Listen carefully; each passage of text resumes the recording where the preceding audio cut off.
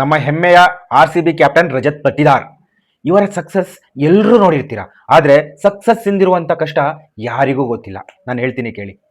ಮಧ್ಯಪ್ರದೇಶದ ಇಂದೋರ್ನಲ್ಲಿ ಒಂದು ಸಣ್ಣ ರೈತ ಕುಟುಂಬದಲ್ಲಿ ಹುಟ್ಟಿದಂತಹ ರಜತ್ ಪಟ್ಟಿದಾರ್ ಕೇವಲ 8ನೇ ವಯಸ್ಸಿಗೆ ತನ್ನ ತಾತನ ಜೊತೆ ಇಂದೋರ್ ಕ್ರಿಕೆಟ್ ಅಕಾಡೆಮಿಗೆ ಪದಾರ್ಪಣೆ ಮಾಡ್ತಾರೆ.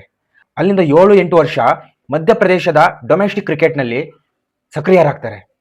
2018-19 ಇವರ ಡೊಮೆಸ್ಟಿಕ್ ಕ್ರಿಕೆಟ್ನ ಪೀಕ್ ಇಯರ್ ಆಗಿರುತ್ತೆ.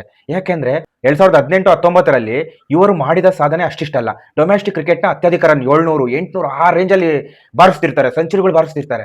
ಆದ್ರೆ ಯಾರು ಇವ್ರನ್ನ ಪರಿಗಣನೆಗೆ ತಗೊಳ್ಳೋದೇ ಇಲ್ಲ. ಆದ್ರೆ 2020 RCB ಕೇವಲ 20 ಲಕ್ಷಕ್ಕೆ ಇವ್ರನ್ನ ಪರ್ಚೇಸ್ ಮಾಡುತ್ತೆ. 4 ಮ್ಯಾಚ್ ಆಡ್ತಾರೆ, ಕೇವಲ 74 ರನ್ ಹೊಡಿತಾರೆ. ಕೊನೆಗೆ RCBನೂ ಕೈ ಬಿಟ್ಬಿಡುತ್ತೆ, ಮತ್ತೆ ಊರಿಗೆ ಹೊರಟೋಗ್ತಾರೆ. 2022 ಮೆಗಾ ಹರಾಜಿನ ಸಮಯದಲ್ಲಿ RCB ಇಂದ ಕರೆ ಬರುತ್ತೆ.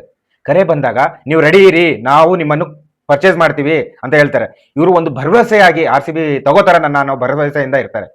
ಆದ್ರೆ ಆ ಹರಾಜಿನಲ್ಲಿ ಯಾರು ಕೂಡ ಅವ್ರನ್ನ ಸೆಲೆಕ್ಟ್ ಮಾಡೋದು ಇಲ್ಲ. ಕೊನೆಗೆ RCB ಕೂಡ ತಗೊಳ್ಳಲ್ಲ.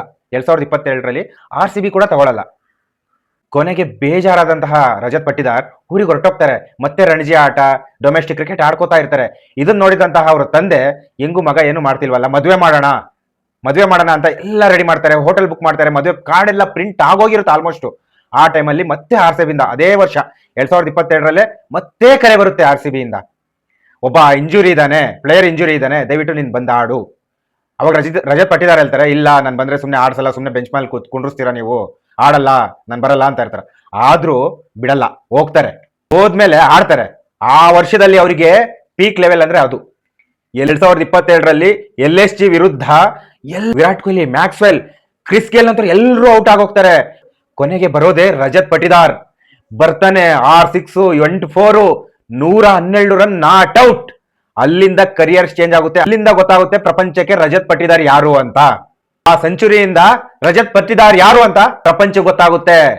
ಅಲ್ಲಿಂದ ಅವ್ರು ಮುಟ್ಟಿದ್ದೆಲ್ಲ ಚಿನ್ನನೆ. ಡೊಮೆಸ್ಟಿಕ್ ಬರ್ತಾರೆ, ಮತ್ತೆ ರಣಜಿ ಮಧ್ಯಪ್ರದೇಶಕ್ಕೆ ಮೊದಲ ಕಪ್ ಗೆಲ್ಲಿಸ್ತಾರೆ.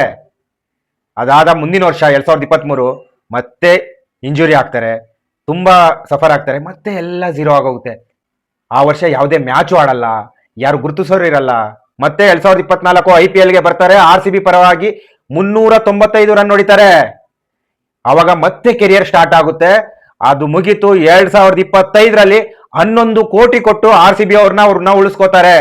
2025 11 ಕೋಟಿ ಕೊಟ್ಟು RCB ಅವರು ರಜತ್ ಪಟ್ಟಿದಾರ್ನ ಉಳಿಸ್ಕೋತಾರೆ. ಜೊತೆಗೆ ವಿರಾಟ್ ಕೊಹ್ಲಿ ಇರುವಂತಹ ತಂಡಕ್ಕೆ ಕ್ಯಾಪ್ಟನ್ ಮಾಡ್ತಾರೆ. ಕ್ಯಾಪ್ಟನ್ ಆದ ತಕ್ಷಣ 2025 18 ವರ್ಷದಿಂದ ಕಾಯ್ತಿದ್ದ RCB ಅಭಿಮಾನಿಗಳಿಗೆ ಕೊಟ್ಟ ಒಂದು ಉಡುಗೊರೆನೆ 18 ವರ್ಷಗಳ ನಂತರ RCB ಗೆದ್ದ ಕಪ್, IPL ಕಪ್. ಇದಲ್ವಾ ರಜತ್ನ ಸಾಧನೆ ಅಂದ್ರೆ. ನಿಜವಾಗ್ಲೂ ಈ ಕತೆ ನೋಡ್ತಿದ್ರೆ ಒಂದು ಸ್ಫೂರ್ತಿ ಆಗ್ಬೇಕು. ಪ್ರತಿಯೊಬ್ರು ಲೈಫಲ್ಲೂ ಇದೊಂದು ಸ್ಫೂರ್ತಿಯ ಕತೆ.